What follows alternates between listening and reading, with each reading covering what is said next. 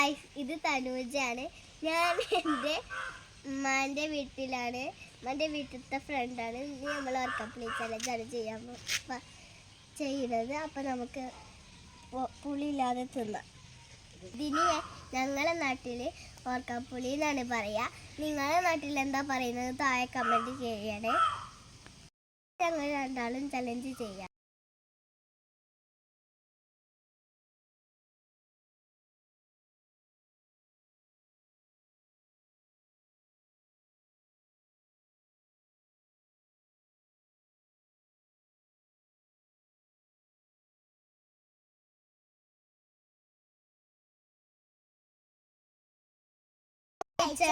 നിങ്ങൾക്കും കളിക്കാൻ കഴിയുമെന്ന് നിങ്ങൾ താഴെ കമന്റ് ചെയ്യുക.